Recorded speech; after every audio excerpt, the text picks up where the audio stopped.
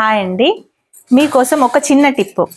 36 size blouse, కామన్గా 36 size blouse మనకి measurement లేనప్పుడు చెస్ట్ పాయింట్ ఎంత తీసుకోవాలి అంటే, నార్మల్ చెస్ట్ ఉన్నప్పుడు మనం చెస్ట్ పాయింట్ ఎంత తీసుకోవాలి, ఒకవేళ హెవీ చెస్ట్ ఉన్నప్పుడు ఎంత తీసుకోవాలి అనేది నేను ఇప్పుడు మీకు చూపిస్తాను.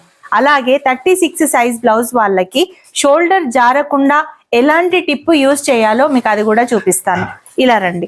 అయితే ఇక్కడ నుండి ఎక్కడైతే మనం ఖర్చు తీసేసామో ఈ ఖర్చు తీసేసి ఇక్కడ నుంచి కరెక్ట్గా మనం ఈ సెంటర్ పాయింట్ 10 ఇంచెస్ తీసుకోవాలి. అది కూడా 36 సైజ్ వాళ్ళకి 10 ఇంచెస్ తీసుకోవాలి. ఒకవేళ మనకు హెవీ చెస్ట్ ఉంది అనుకోండి, 10.5 తీసుకొని ఇక్కడ నుండి 4 ఇంచెస్ తీసుకోవాలి. అప్పుడు హెవీ చెస్ట్ ఉన్న వాళ్ళకి మనం ఆ టిప్ యూజ్ చేయాలి. కానీ ఇది నార్మల్ చెస్ట్ కాబట్టి ఇక్కడ నుండి ఖర్చుకి తీసేసి ఇక్కడ నుంచి 10 ఇంచెస్ తీసుకొని ఇక్కడ నుండి 3 ఇంచెస్ ఇందులోనే ఖర్చు అంటే 2.5 ఏమో మనకి దాటొస్తుంది, 1/2 ఇంచ్ ఖర్చు వస్తుంది అనమాట. సో ఇక్కడ నుండి 4 ఇంచెస్ తీసుకొని ఇక్కడ నుంచి 10 ఇంచెస్ తీసుకొని డాట్ మార్కింగ్ 3 ఇంచెస్ తీసుకుంటే పర్ఫెక్ట్ షేప్ అయితే వస్తుంది.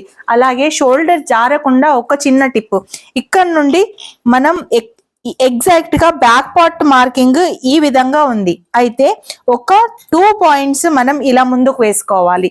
అలాగే ఇక్కడ సైడ్ కూడా 2 పాయింట్స్ మనం లోపలికి వేసుకోవాలి. ఇలా గనక వేసుకొని ఇక్కడ ఎక్కడైతే మనకు నెక్ ఉందో ఇక్కడ కూడా 2 పాయింట్స్ ఇట్ సైడ్ వేసుకోవాలి.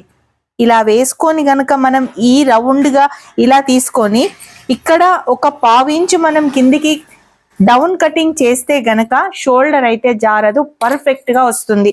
అండ్ చెస్ట్ కొంచెం లూజ్ గా అనిపిస్తుంది ఒక్కొక్కరికి, అంటే ఈ పార్ట్ లో కొంచెం లూజ్ గా అనిపిస్తుంది.